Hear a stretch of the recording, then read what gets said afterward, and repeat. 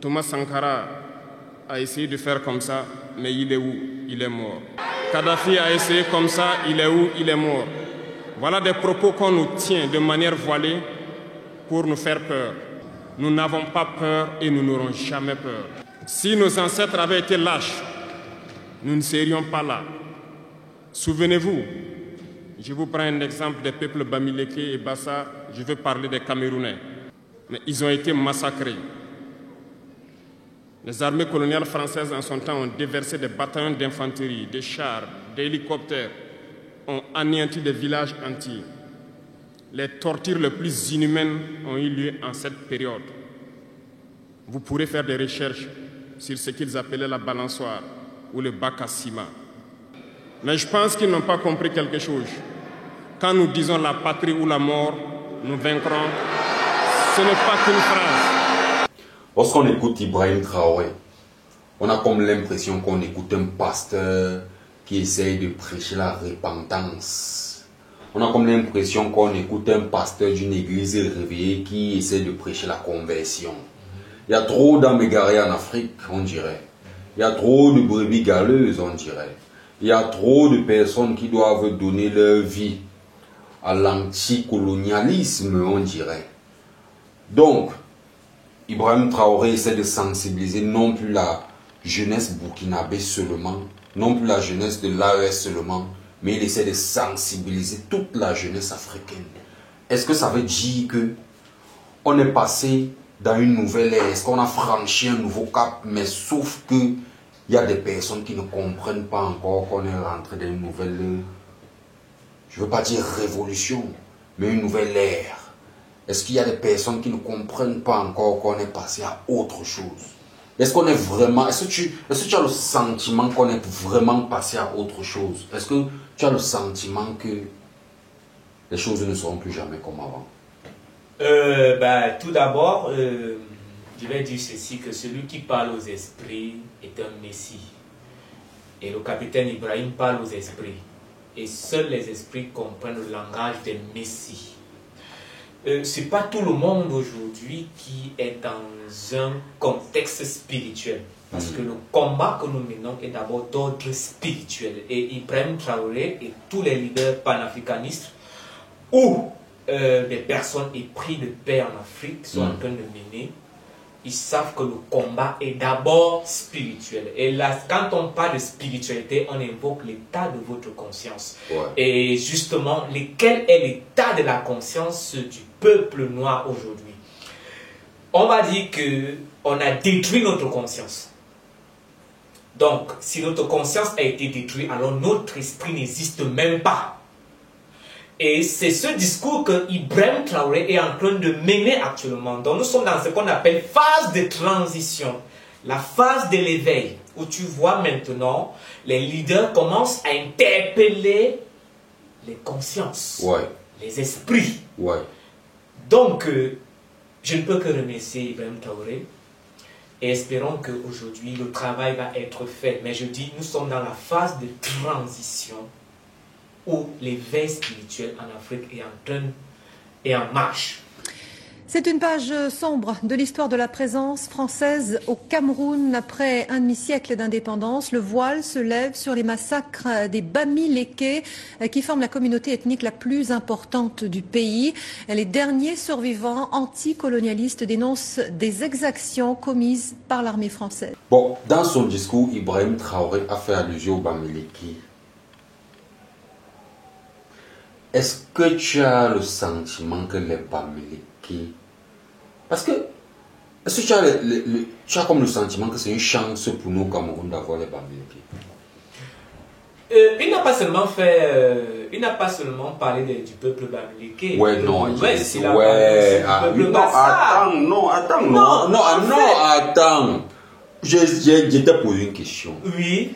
Est-ce que tu as comme l'impression que c'est une chance d'avoir les Bamileke? Nous avons la chance d'avoir tout Camerounais, quelle que soit son origine ethnique, sa région d'origine, qui aujourd'hui veut que l'Afrique soit dans ce qu'on appelle ici l'éveil spirituel.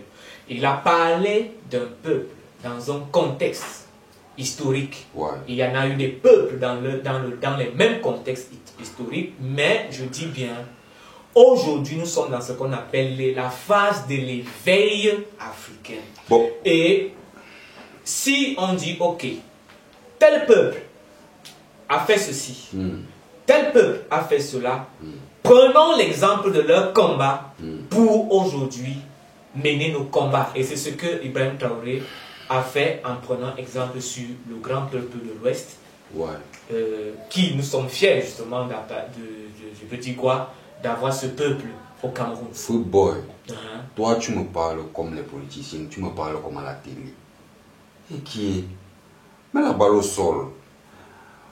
Toi-même tu sais qu'on a toujours comme l'impression, pour nous qui sommes Camerounais, on est toujours en train, on a souvent dénigré les Bamileke. On a souvent dit, parce que ce qu'Ibrahim fait, c'est un peu un rappel historique, c'est un retour à l'histoire qui, et n'oublie pas que c'est un message qui vise la jeunesse. Il y a beaucoup de jeunes qui ne connaissent pas l'histoire. C'est-à-dire que de nos jours, on se contente de dire que les Bamileke, c'est le commerce, c'est ceci, les zéros en politique, machin, ceci, cela. Mais tu vas te rendre compte par ce qu'Ibrahim Traoré dit que quand on regarde ce que ces gens ont accompli, ce n'est pas pour mettre de côté les autres tribus, mais c'est une tribu assez particulière parce qu'ils s'activent sur beaucoup de plans. Le plan du commerce, le plan de ceci. Mais on leur fait sur le reproche qu'en politique, non, ils n'ont même pas droit à la politique. Ils doivent même être exclus de la politique. La politique n'est pas pour, on leur a laissé le commerce. Attends d'abord, tu viens déjà trop fort. Calme-toi. Mets la balle au sol, Freeboy. On a comme l'impression, on dit que non, on leur a laissé le business, le commerce. Ils doivent laisser la politique.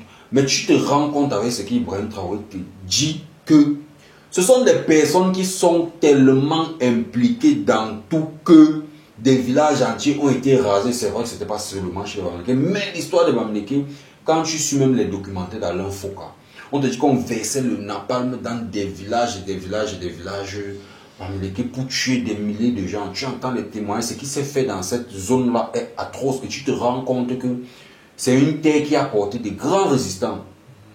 Voilà. Au-delà de ce que l'histoire des vainqueurs veut souvent nous faire croire. Parce que l'histoire des vainqueurs nous a souvent amené à croire que d'autres tribus sont meilleures par rapport à d'autres tribus peuvent faire la politique et non pas d'autres. Bon, ça c'est mon point de vue. Tu parles beaucoup. Et parfois on se perd. Mais je veux juste te dire quelque chose. Tu as passé ton temps à dire, on dit que les Bamileke ne font pas ceci. On dit que... Mais il faut d'abord comprendre que le mot Bamileke n'est pas son vrai nom d'origine. Ouais. Non, attends, je te parle de l'histoire. Ce sont les Allemands qui ont donné ce nom. On sait ça. Non, comment? Les esprits d'aujourd'hui ne le savent pas. Voilà pourquoi je te dis que Ibrahim Traoré est en train de parler aux esprits. Et donc ici nous parlons aux esprits. Donc ceux qui disent, on l'habitude de dire que tel peuple, ce sont ces lâches que Ibrahim Traoré est en train de parler ici. Ce sont ces traîtres dont Ibrahim Traoré est en train de parler ici. Je dis, nous sommes fiers de nos peuples, chacun dans sa spécificité, dans son combat de l'éveil panafricaniste. Et le peuple Bamileke, comme tout autre peuple, a contribué dans toute l'Afrique à l'éveil. Et donc, parmi ces peuples, des leaders ont poussé. C'est pour ça que tu vois, il y a toujours un leader qui propulse, tu vois, le combat. Donc, je veux ici qu'on essaie de taire ces slogans-là que nous avons entendus dans des rues. Prônés par les lâches, les traîtres d'Afrique, qui passent leur temps sur l'influence de leurs maîtres à diviser nos populations. Parce que tant qu'on vous divise, vous ne pouvez pas connaître ce qui fait votre unité. Et c'est ça l'objectif final du discours. Qu'est-ce qui fait notre unité africaine aujourd'hui? Nous avons une même histoire, des mêmes origines, des mêmes combats. une seule terre, un seul continent que nous appelons l'Afrique, que les autres convoitent et veulent à tout prix piller en tuant la jeunesse. Bon, Ibrahim Traoré a dit que les jeunes ne doivent pas être lâches, que les jeunes doivent affronter leurs problèmes, affronter leurs peurs, affronter leur destin, de sorte à ce que demain leurs enfants ne leur demandent pas qu'avez-vous fait. Tout à fait. Bon, est-ce que quand tu observes, tu as comme l'impression que les jeunes d'aujourd'hui, ils ont déjà emboîté le pas? Est-ce que tu as comme l'impression qu'ils sont déjà dans ce combat-là? Est-ce que tu as comme l'impression qu'ils font encore beaucoup de discours de ce genre pour qu'ils commencent à se réveiller? Ou tu as comme l'impression qu'ils sont déjà réveillés? Il a fallu des centaines d'années pour que l'Occident apprenne de nous nos mentalités, nos mœurs. Il a fallu des centaines d'années pour nous détruire. Et aujourd'hui, il faut des années pour nous reconstruire. Mais le plus important, c'est de commencer quelque part. Et aujourd'hui, nous saluons ce magnifique combat que mène la jeunesse africaine aujourd'hui, celle qui est éveillée, qui entend le langage des esprits, et particulièrement la jeunesse de nos trois grandes nations que j'appelle ici le Mali, le Burkina et le Niger. Donc, je pense qu'il y a des jeunes aussi dans d'autres nations africaines qui emboîtent le pas, mais je dis, ça va prendre beaucoup de temps. Notre seule faiblesse auquel nous faisons front aujourd'hui, c'est la question de la pauvreté. Parce qu'un homme pauvre est prêt à tout. Il devient lâche, il devient traître, il devient abominable. Pire qu'un animal, parce qu'un animal ne trahira pas son semblable. Mais on a réduit l'homme noir à tel point que nous trouvons aisance. C'est-à-dire que nous dormons avec aisance, avec fierté, lorsque nous avons trahi notre semblable. Donc il faut quitter de là, et je pense que c'est le combat que mènent nos leaders et la jeunesse éveillée spirituelle africaine d'aujourd'hui. Bon, il a aussi parlé de l'incompétence. Tout à fait. Il a dit qu'il y a beaucoup d'incompétence et que l'incompétence est cultivée exprès pour que les incompétents rentrent en guerre contre les compétents et que ce qui perdure soit le régime de l'incompétence, la gouvernance de l'incompétence.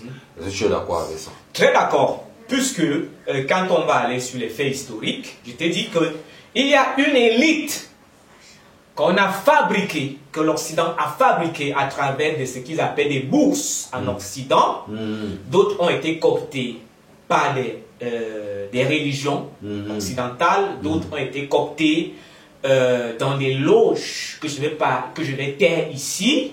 D'autres ont la pauvreté, on les a miroités un Occident paradisiaque et une haine de soi-même. Et comme je l'avais dit tantôt lors de notre dernière émission, qu'on a mis en l'homme noir la haine de lui-même. Donc ce sont ces incompétents. C'est-à-dire, en fait, c'est juste des personnes qu'on a mis en eux la haine d'eux-mêmes. Ils ne s'aiment pas. Ils n'aiment pas leur peau. Ils n'aiment pas leurs origines. Ils aiment quoi alors? La bêtise. La bêtise. Parce que lorsque vous êtes dans la capacité de trahir votre semblable, de trahir vos ancêtres, de trahir vos origines, de haïr ce qui est vôtre, parce que l'Afrique est nôtre. Le sous-sol qui est nôtre.